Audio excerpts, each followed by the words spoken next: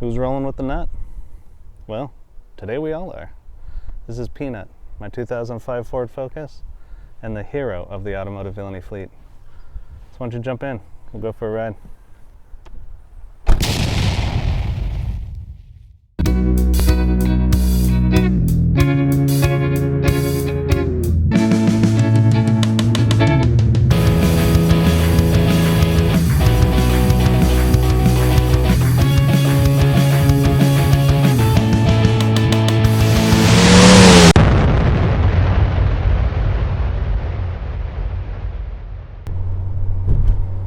Early 2020, right at the beginning of the pandemic, we decided to sell our RX-7. We weren't driving it much anymore, and we wanted to give it to someone who was going to drive it every day.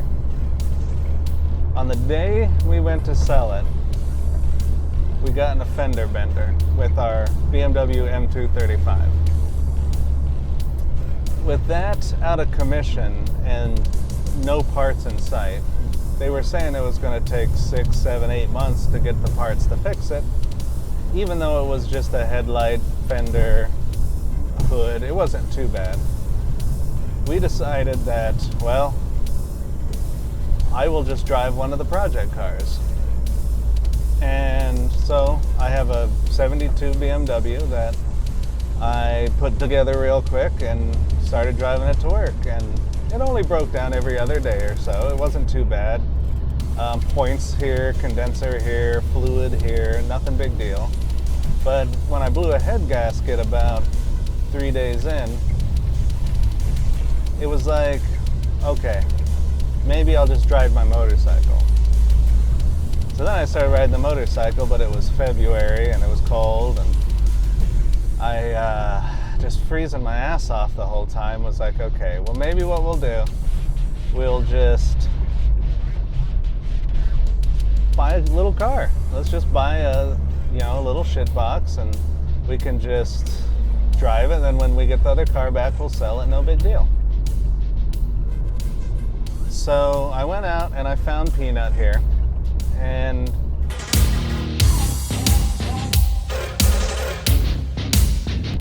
we didn't spend much, maybe $1,500. It had 180,000 miles on it, ran great.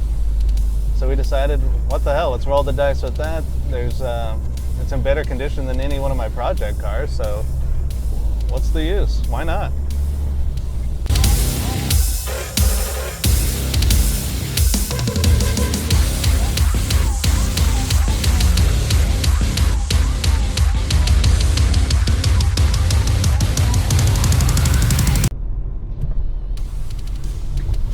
So, as I was driving Peanut to work every day, I started to notice a few things here and there that, needed maintenance or needed fixed.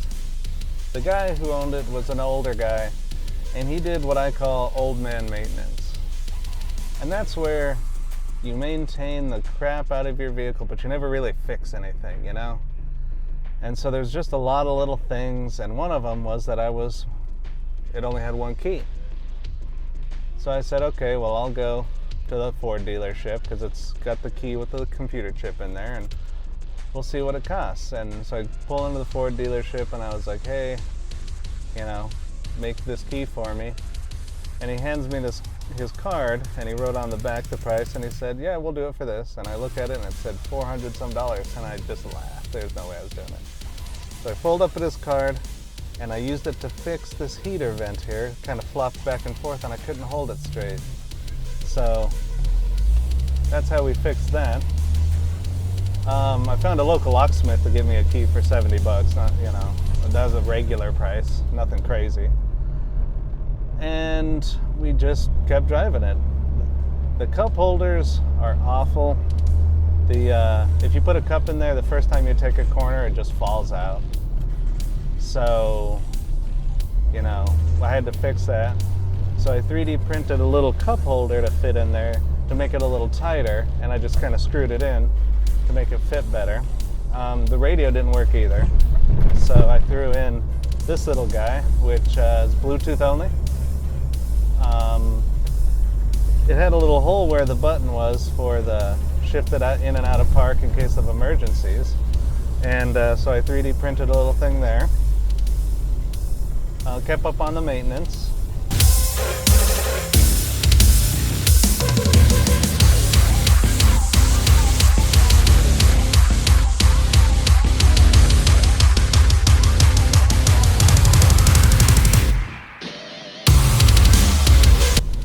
And just kept driving it. And the more I drove it, the more I liked it.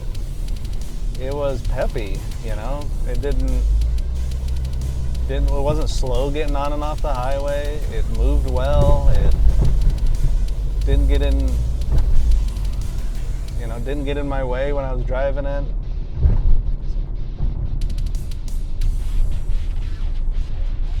At 180,000, it also needed a suspension. So as I was pricing out the suspension, I noticed that the Ford racing suspension, the RS suspension, was only $50 more for the whole thing. So I was like, screw it. So we bought that and stiffened up the ride. It actually bolted right in and worked really, really well. We were able to still give it an alignment. You'll notice Peanut's a little noisy, but now she has 227,000 miles, so what's a little noise?